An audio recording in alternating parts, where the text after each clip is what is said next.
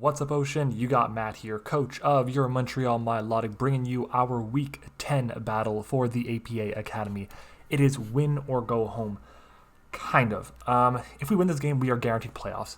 If we lose this game, we are not guaranteed playoffs, but there's still a good chance that we can make it, even though we'd be 2 games under 500, which is kind of crazy.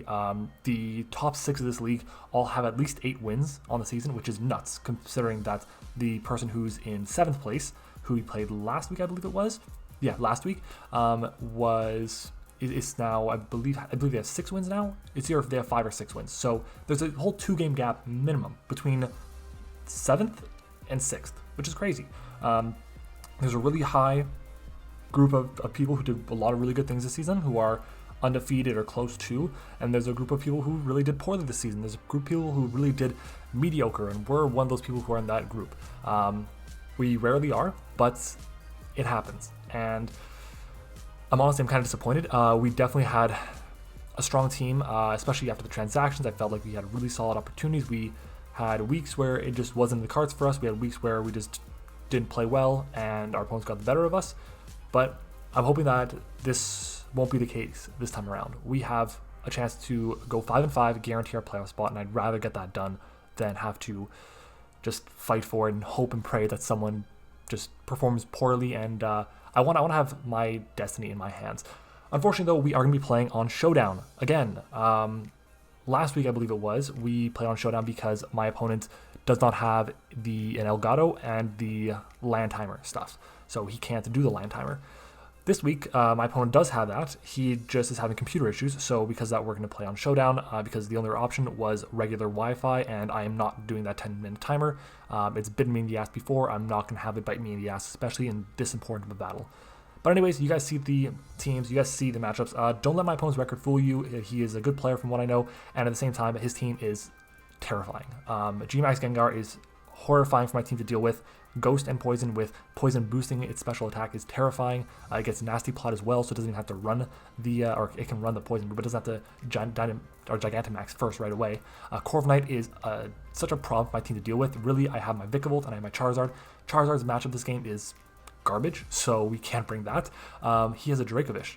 My god, Dracovish. Like, that's nuts. It's a very strong mon, don't get me wrong, but it does have some weaknesses that I guess the people in the APA didn't really considered when they were drafting, and that's how he was able to get Corviknight, Dracovish, and G-Max Gengar, which are all, in my opinion, first round picks. So that's kind of scary, but we'll see what we can do around them. Incineroar is tough because it's pretty bulky, especially on the special side. It can take hits from my Grimmsnarl or my Hatterene. It can take hits from my Charizard, my Vikavolt.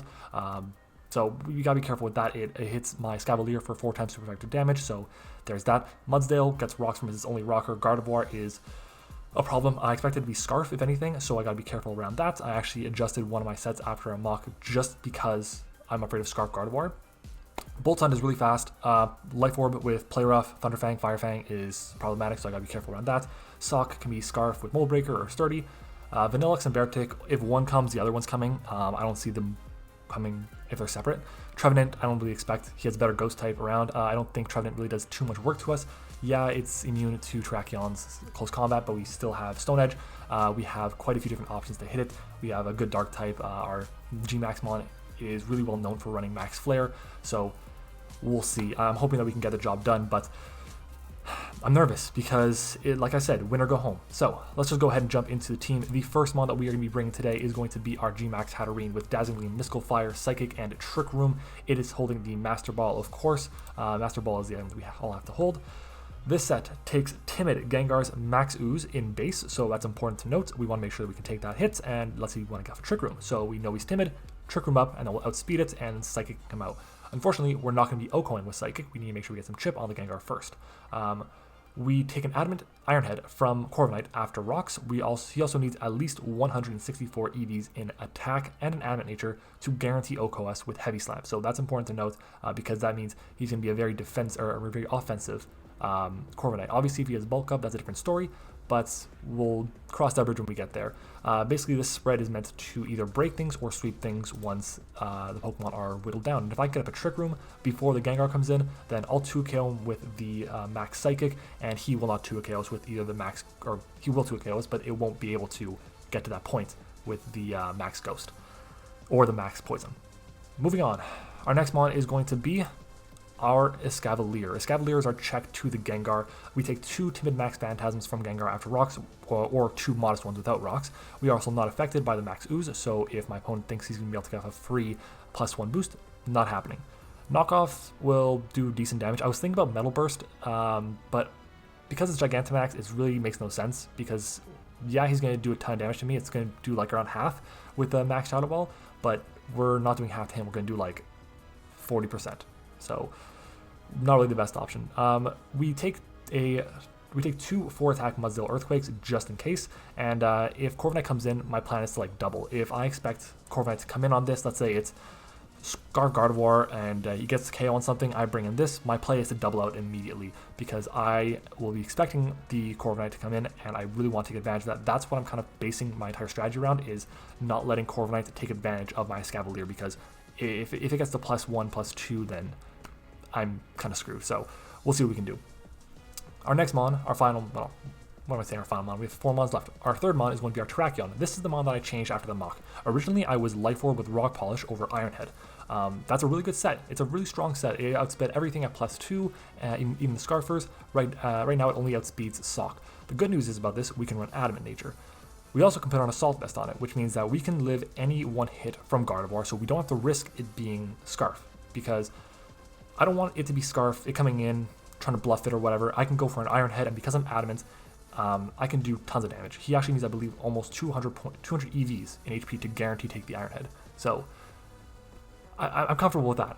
Forcing them to do that, I also have the chance to flinch if I do outspeed, and if I don't outspeed, then we know he's Scarf, and we can go into the appropriate check. If he goes for Mystical Fire, okay, I'll stay in. If he goes for Moonblast, alright, probably best to go into Escavalier or another one of our checks. So that's that. If he goes for Psychic, we have an even better answer.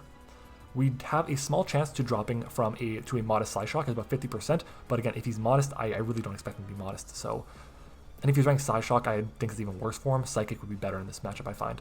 Moving on, our next mon is, forgot to say, this is the mon that will help open up our win con for, which is our Blastoise. So hopefully it can put in work, chip down my opponent's team, and really force him to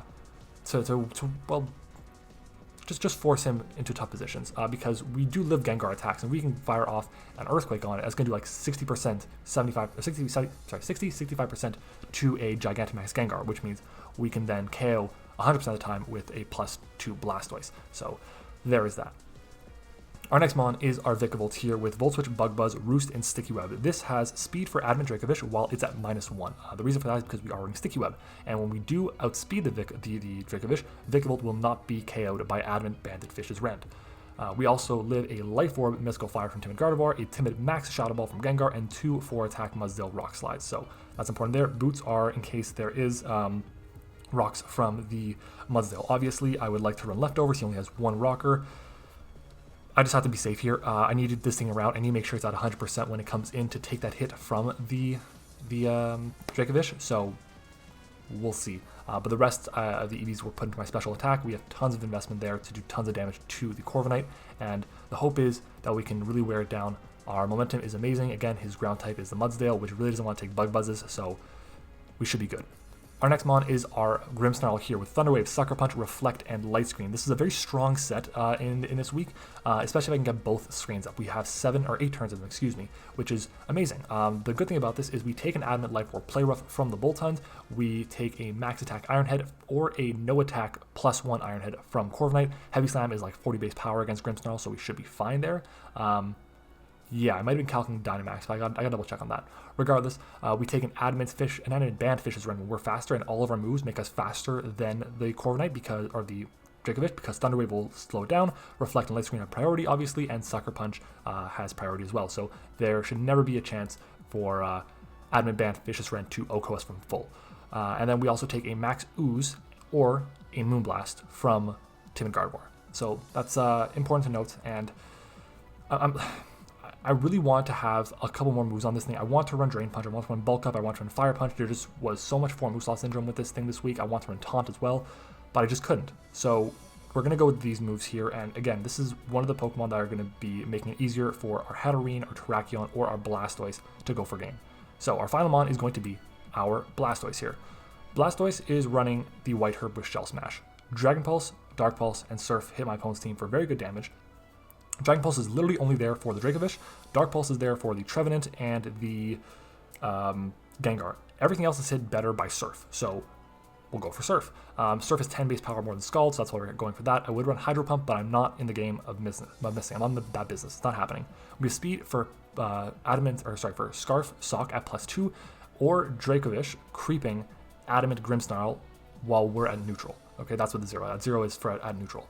We also take a Banded Vicious Rend if we are slower, and we take a Max T-Bolt from the Gengar, and we take 2 no-attack Brave Birds after rocks from the Corviknight.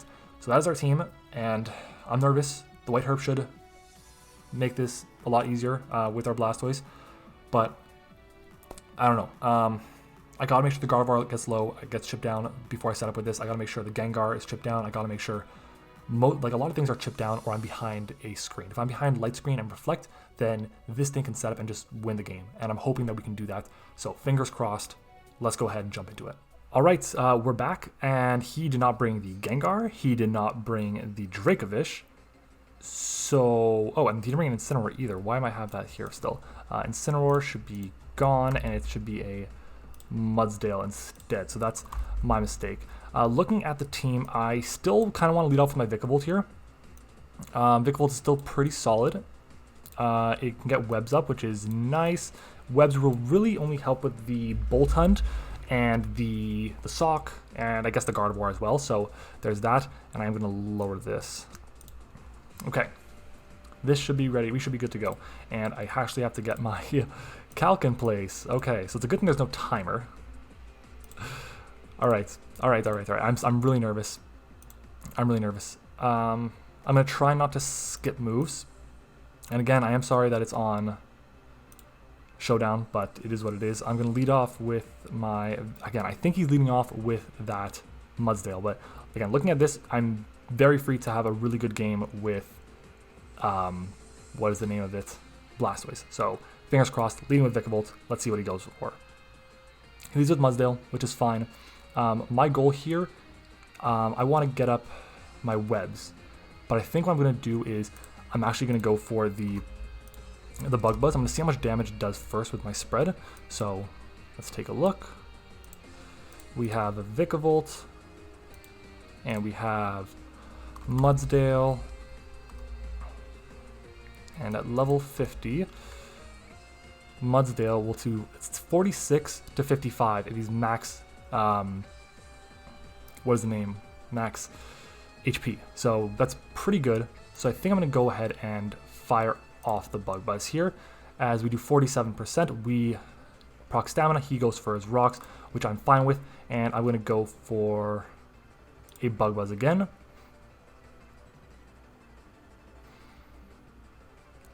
I think Bug Buzz is, again, a fair play. Getting rid of this thing early is nice. It would get rid of an electric type, a ground electric immunity, which would allow Vikavolt to do a lot more work. So he got up his rocks. That sucks. I'm fine with it, though. And he has +2 in stamina. He goes for a Toxic. Okay. I think at this point I am going to get up my webs here. Or, ooh, because this can do 40% to me. So I think I'm going to go for the Bug Buzz. Boas is everything for great damage except for the Corviknight, and that I have Volt Switch for. So this is good. This is good. Again, as long as I'm not getting too weakened, I'm in a good spot. I just can't allow this to really chip me down. Oh, I think what I'm going to do is go for the Sticky Whip here, actually. Because Bolt Hunt should do... Let me take a look at the Bolt Hunt calc. Bolt Hunt with Fire Fang does 69 to 81 if Jolly Life Orb. So I think my play is going to be a Sticky Web here, which I get my webs up. He goes for Heavy Slam, so webs was the right play, and I can Bug Buzz here.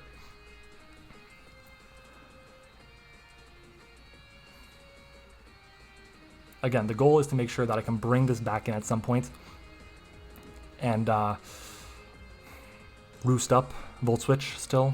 So we got to be careful. Ideally, once I get rid of this, he feels like the webs are more of a nuisance than the rocks are a help for him, and I can get the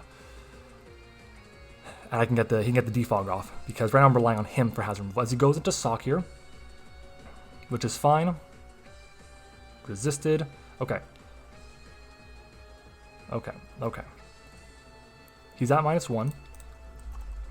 Sock. -1. Level 50. He's at 100. He's going to outspeed me. This is not that important. The Escavalier is not that important right here. How much is Grimmsnarl taking? Close combat will KO me if he's banned. I'm going to go with... because Escavalier can still help me with the Gardevoir. I think I can just start trying to break with Hatterene, so I'm going to do that. In comes Hatterene. He goes for knockoff. That's fine. And I'm going to max, and let's see, Hatterene G-Max. Against the sock won't do too much, but we're gonna have to dazzle him, I think. Or no, I'm sorry, I was calculating Mystical Fire. Max alert is 65 to 77, but again, he could be Assault Vest. I'm not risking that, so I'm gonna go for the Smite.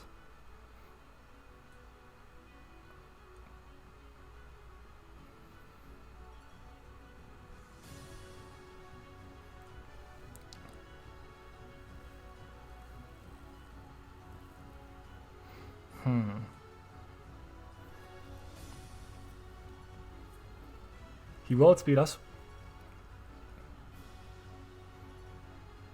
As he goes hard into Corviknight, it is confused, and I'm going to fire off a Max Flare here. I'm not switching out, I can't waste this thing. So,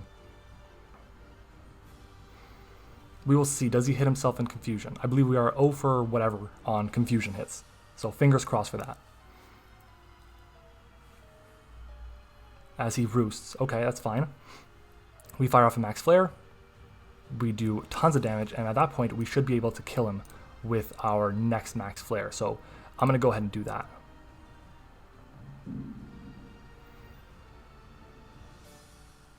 As he goes into Mudsdale, which I'm fine with, so that's not the end of the world. If I find that the Gardevoir or something is locked into Psyshock or something, I can bring this thing in and click Trick Room. So Hatterene, even though we didn't really do anything, we chipped down the Mudsdale, which is not Mudsdale, the Corviknight, which is fantastic. We revealed one move on it, which is Roost. So there's that. And we have 3 turns left of Sun to take advantage of this.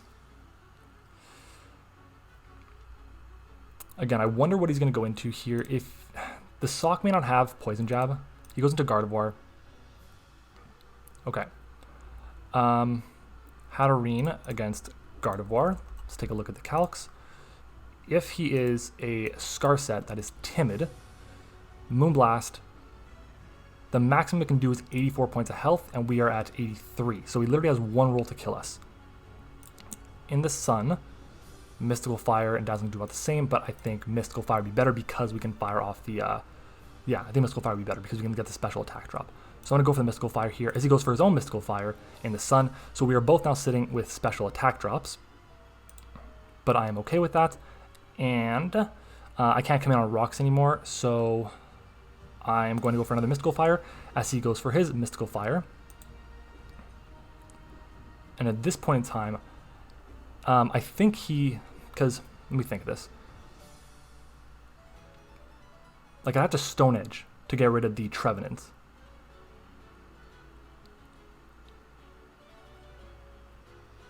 Am I free to just... I don't know if I'm free to go for a Shell Smash. In Sun, if I go to Blastoise, because I do have other options, I have Webs up still, so I think actually Blastoise would be a pretty good play. Like I said, we have Sun up, his Moonblast we're doing at most 45 to 53, that's if he's not, but again, he's at -1, so do even less. In Sun, Mystical Fire does 14%. And we'll be able to get, the Sun's going to wear out this turn, so I think going Blastoise and Shell Smashing is my play. So let's fire off the Shell Smash here.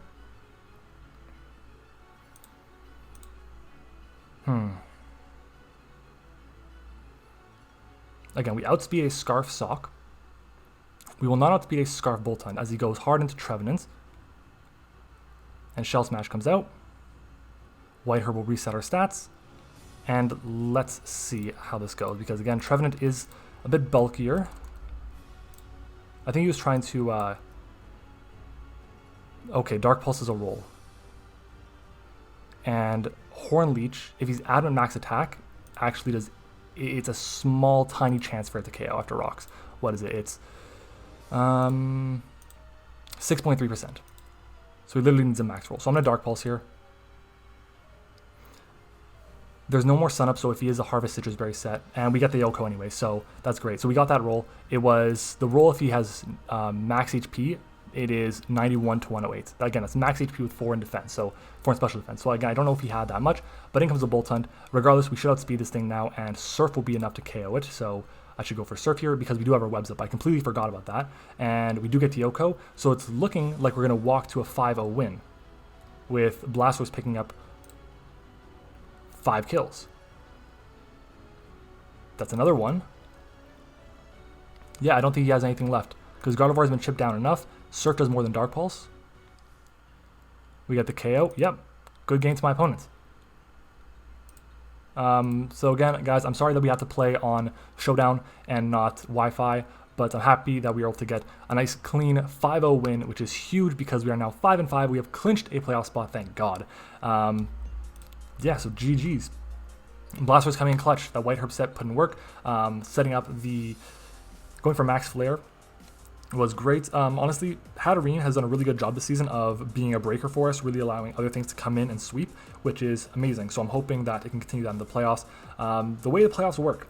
So I haven't said it before, but this is how the playoffs work. The top 10 teams make it in. The top 6 teams have a first round bye.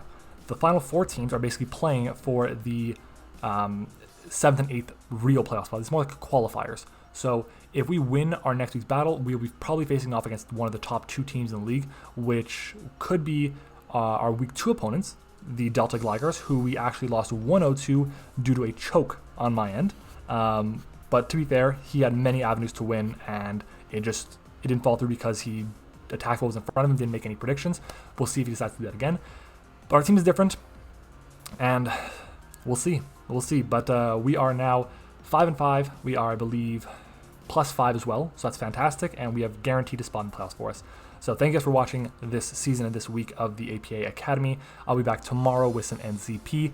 And I will see you guys all next week. Thanks for watching, everyone. Bye.